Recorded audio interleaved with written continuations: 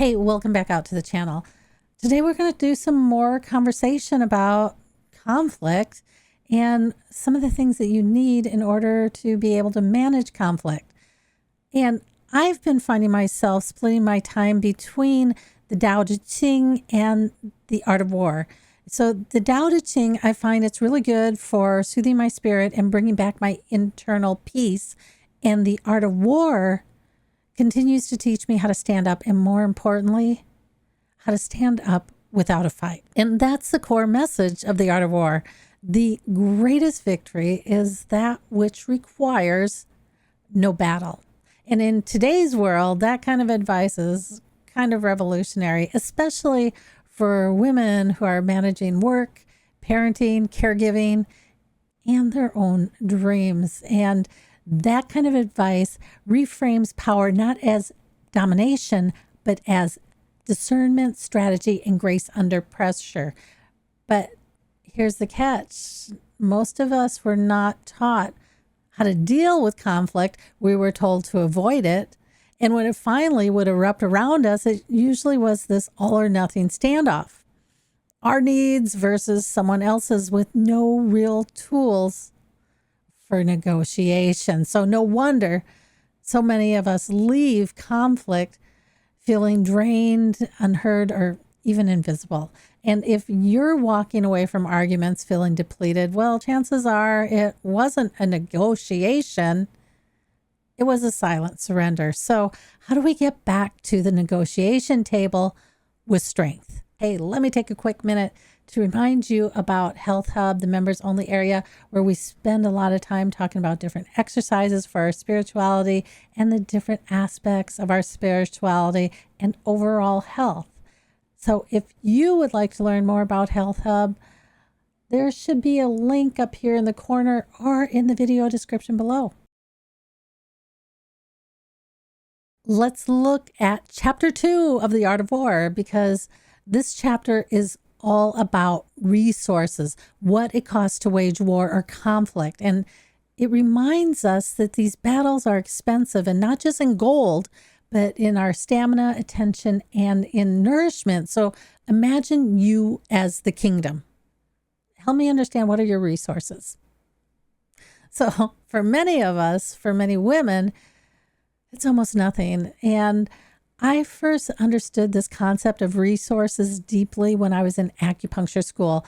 A number of my instructors had children, or their wives had children, and after they had given birth, they would craft these elaborate formulas that would rebuild the blood, nourish the body, and support their emotional stability. And they would do this for 6 to 12 months. Now, that kind of support highlights or understands the enormous amount of energy that it took to bring a life into this world. Now, contrast that with our Western medical system, where you pop out the kid and then 1 or 2 days later, you're shipped back off home. And if you're lucky, you might get a week or 2 off from work, but there's no information on how to nourish yourself or how to rebuild yourself.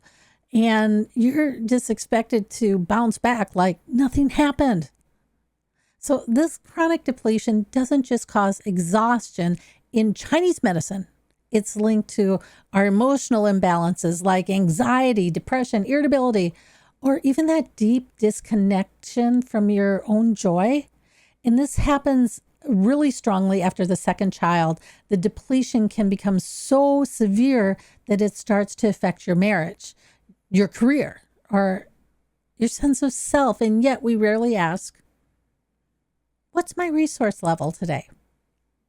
Exhausted by conflict? Let's create a personal path to your calm, confident self.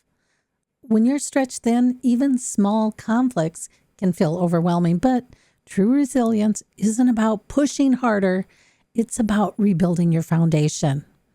Through one-on-one guidance, we'll craft a plan tailored to your unique energy drains and recovery needs, communication challenges, and personal boundaries and priorities.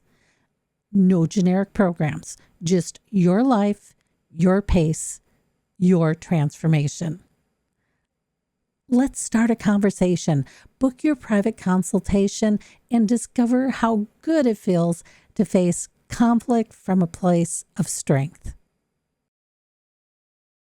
The Art of War and the Tao Te Ching were both written for rulers. So they were written for individuals managing people, managing power, and under constant demands. Now, does that sound familiar? Because today, a lot of us women live like sovereigns without support. And we're expected to maintain a household, excel at work, nurture children, and meet all these weird society expectations with barely a moment to check in on ourselves. Now, if your energy is chronically low, if you're gaining weight, if you're struggling with irritability, or you just kind of feel numb, your kingdom is under siege. Your body is starving for rest or nourishment, and maybe even restoration. And here's the truth. When your internal kingdom is weak, your ability to stand in conflict weakens too. In Taoist medicine, emotions are like seasons. They're meant to move through us, not linger. But when we don't tend to our system as a whole, the mind, the body, the spirit, then those emotions, they can get stuck and they can turn into these internal storms. We get stuck. We get disconnected from who we really are. Add to that the relentless stress of modern life, and no wonder we're feeling overwhelmed. But your journey, it can be different. You can feel deeply without drowning in it. You can reclaim your voice without waging war, but only if you take stock of your resources and nourish what's been neglected. That's the first step. One of the most powerful lessons in chapter 2 is that conflict affects everyone. So whether it's at home or at work, prolonged tension doesn't just impact you, it shifts the emotional climate for everyone around you. And especially in families, long-term conflict can quietly damage the emotional foundation of the home.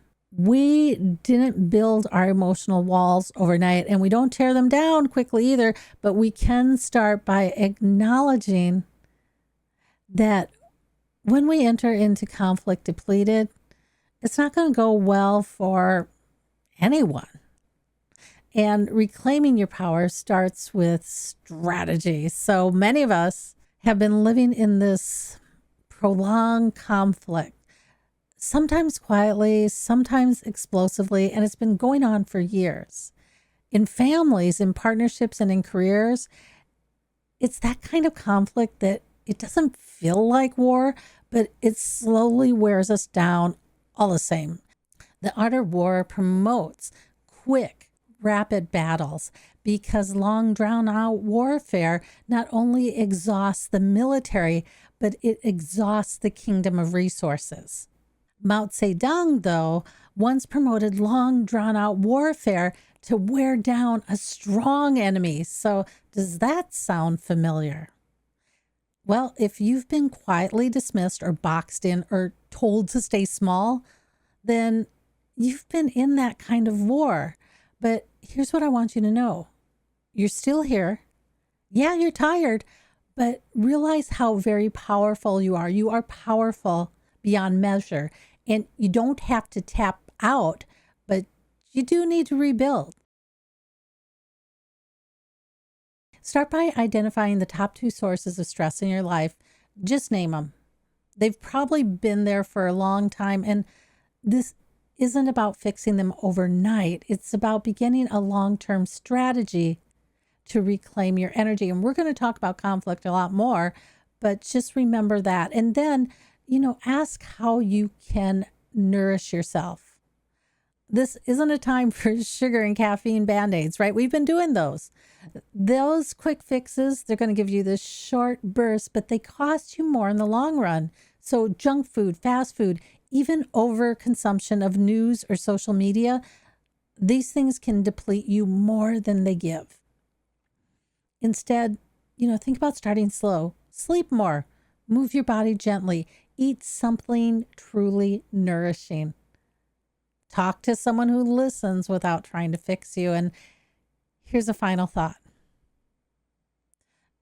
You're not just surviving, you're strategizing.